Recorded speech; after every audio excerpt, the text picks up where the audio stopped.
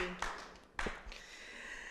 So, members of parliament, professors, and distinguished guests, it's my great pleasure to be here with you at this beautiful Swedish parliament. I would like, first of all, to thank our organizers, the Clapham Institute, Scandinavian Human Rights Lawyers, and Swedish Christian School Council for this timely and excellent initiative.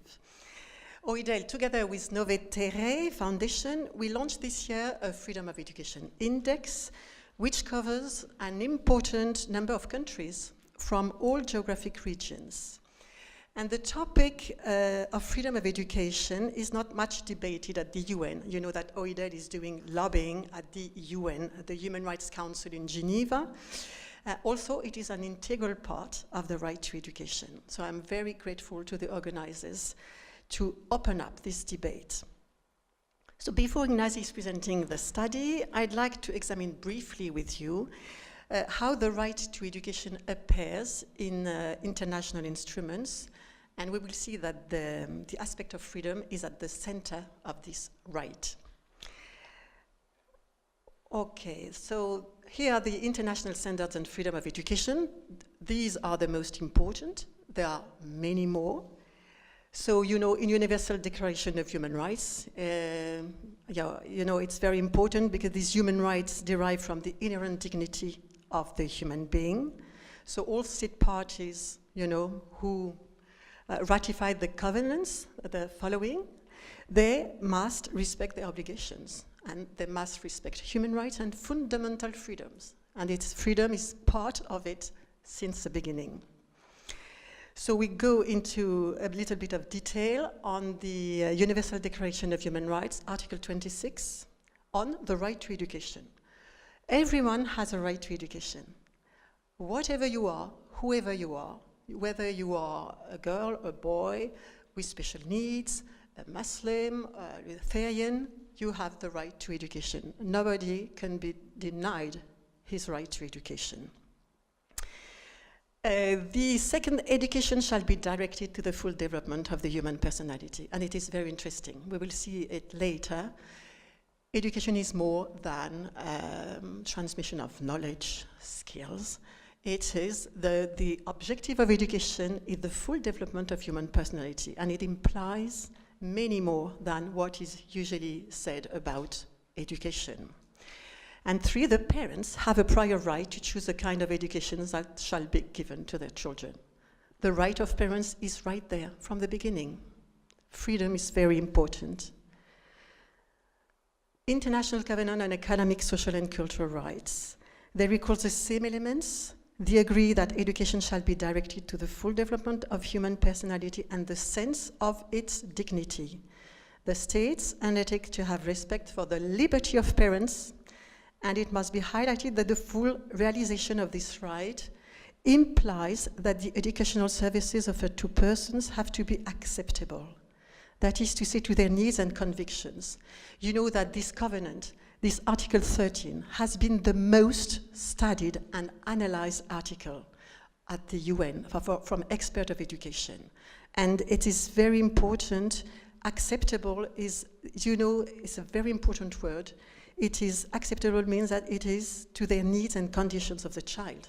So education, it means a lot of obligations for the state to comply with this. The International Covenant on Civil and Political Rights. It is very interesting because it mentions this parental freedom in the wider context of freedom of thought, conscience and religion. And this idea is fully in line with the constitutional courts because they recognize that freedom of education is part of freedom of conscience. So the right to education can't be separated from other human rights. We say that the right to education is an empowering right, enabling the fulfillment of other rights. So it's the context of freedom is a whole, freedom of conscience, of religion, it's part of it. So we can't separate it. We can't separate the right to education, the freedom of education, to all other rights. So if a country, touches freedom of conscience or freedom of religion. It will touch freedom of conscience or of thoughts, of beliefs, and so on. So it's very important to know that. It's a whole. Now, the UNESCO Universal Declaration on Cultural Diversity. There are two key elements: the quality education and training. So, quality education and training. What it means is, you know, the quality education, it's a big issue, but within quality, we have the respect for human rights and fundamental freedoms. So if in your education system, in your education policies, you don't have that, you are not complying with international standards. And they respect their cultural identity. So it is very important because it means the inclusion of all members of the political community, and not only persons with disabilities or with special needs. Usually we build schools for specific needs, you know, but it's much more than that. It's, you know, all the members of the political community who have the right to education. And all of us, it is essential to allow me, as a person, to become what I want, what I must be, and to choose my affiliations and searching my beliefs. So that it's a cultural right, education. It's a right of meaning, of learning to be. It's not only transmission of mathematics and Swedish history. It's very important, but it's much more than that. So it's become what you are, you know, the philosophers say, and it is exactly what was the objective of education after the World War. And there is two main routes for that: family and formal education. And I would like to just say a word on formal education. The state usually, when they create a system, an education system, they use the school system to build a nation state, or because of inequalities. But it's not the point, you know, it's not the point. When we talk about a cultural right as education, we are in the field of identity, and not only in the right to possess cultural rights. So, because if we say, for example, that the right allows the right to access to education, it's not sufficient. It's not only an economic and social right. The education is a cultural right, a right of meaning. Become what you are. The European Convention on Human Rights, 1952, so Council of Europe. So it's the same, you know, the state shall respect the right of parents to ensure such education and teaching in conformity with their own religious and philosophical convictions. This is Article 2, Protocol First. And this is, so I think Ruth will talk more about this, but it's, because, you know, I will see the convention allows individual complaints, so you can claim for your rights. You can claim for the education rights and freedom.